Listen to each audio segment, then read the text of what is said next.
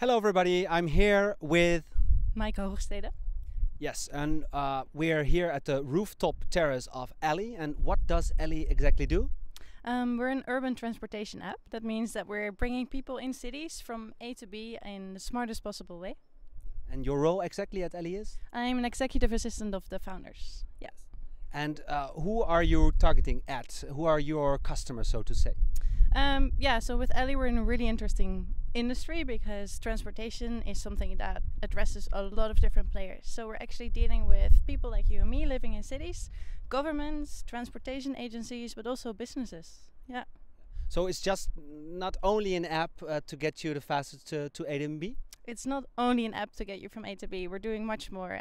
It starts with an app, of course, and we want people to love it and to use it, and we want to be useful for the people. And as soon as people use it, we're gonna generate some data, and data is gonna generate some really interesting insights. And that's where we come in making cities smarter.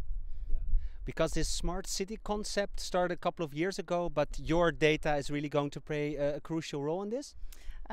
Yeah, you will see soon. But to give you an example, we've been around in Germany for quite a bit. For example, in Berlin, we've been around for more than a year. And what you can already see is a pattern in how people move around the city. So what we can see is where, for example, from where do the people want to go to Tegel Airport? And you can make heat maps to see from where the people want to go. You make like a lot of people, it's going to be really red, a few people maybe orange green, and none it's going to be gray.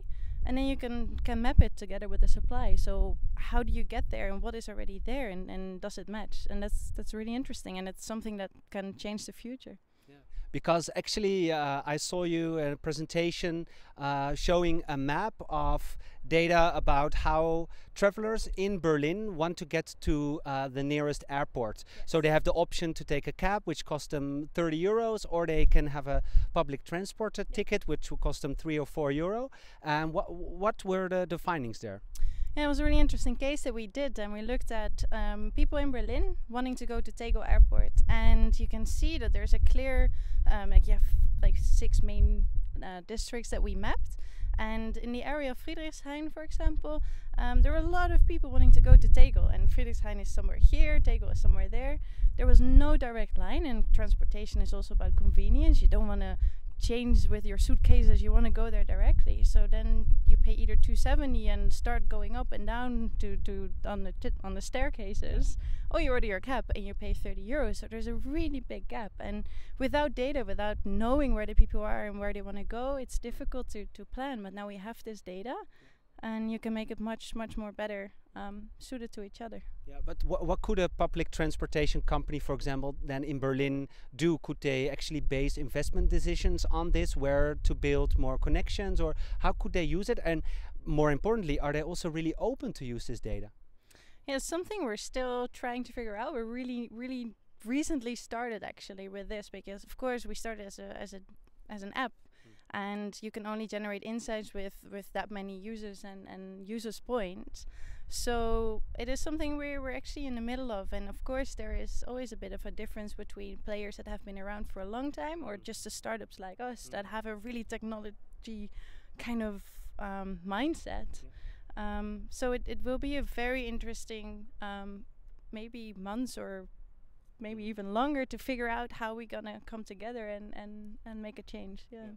So you're now here based in Berlin, but would Germany also be like the most go-to-market logical country be? Or could you say, well, actually here we're pretty well served by, for example, Google Maps, and there could be countries, other parts of the world where this isn't really part of the daily life, where you could actually add value? Yeah, it's very interesting actually, because you would think, for example, Berlin it's everyone praises our public transportation system, and it makes sense because it is really great. But already with these first insights, we can see, hey, it's actually maybe not that great. It could be much better. However, there are other parts in the world where it's even worse. Like how would I say it? There's even more room for improvement. Like we know times and places. There are places in the world like Dar es Salaam, where we entered 2 weeks ago. Very adventurous. Very adventurous, because you don't even know street names. Like Google didn't even know the street names. So we worked together with the World Bank and Mapathon groups in order to even start mapping the city to know that buses that go that way are actually on a street called ABC, and then like where do the buses actually go and what time do they actually go. So there is so much that we can do as a transportation agency that, or like app actually in this field, that that's not even on our minds in Berlin. Yeah. So you are a Dutch woman working in Berlin now for this startup. So Yes. when did you decide to come to Germany, to Berlin, to work in a startup? I've been here over 1.5 years now. Yeah, I studied entrepreneurship in Rotterdam and loved it. But of course, university is quite theoretical, and I thought let's put it into practice. And I think So why Berlin then?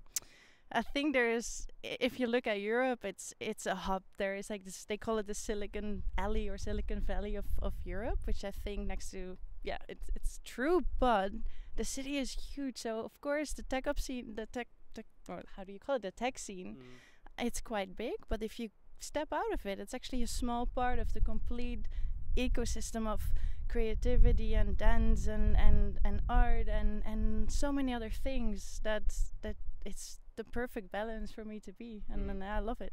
Yeah, because when you were younger, and you're not that old, of course, nowadays, but you were a top athlete in gymnastics, right? Yeah. Yeah, you were one time. You were even third in European Championships.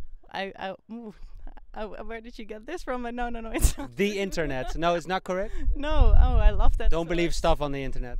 I want to see that source. No, I've been multiple times, national champion with groups, and we participated in the European Championships too. Didn't become third, but we did really well. But I love dance, and I love to be involved with it. It's not my profession, but it's great to be in Berlin and be around it too. Yeah. Yeah. So it's not only the tech scene, but it's also like dance, techno, music, the whole cultural aspect of the city, which makes it attractive. Yeah, and the weekend we dance it off too. Of course, we're in Berlin. Great food, and it's the cost of living is amazing, especially if you compare it to Silicon Valley. It's you can't compare it actually. Yeah. No. So you don't disclose like the number of downloads for the Ellie app, but could you give us, to wrap it all up, a couple of facts, statistics on Ellie, and what the actual situation is right now?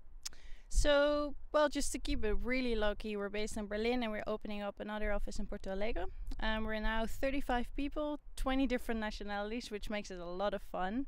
We're present in 100 cities at the moment, so growing pretty fast. And yeah, we drink a lot of Club Mate and eat a lot of Kinder chocolates. Yeah.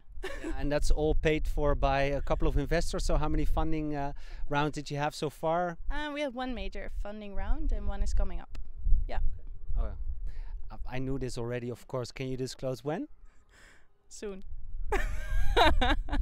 So you know this by watching the clip at Duitslandnieuws.nl. Yes. Thank you so much, Maaike. You're welcome.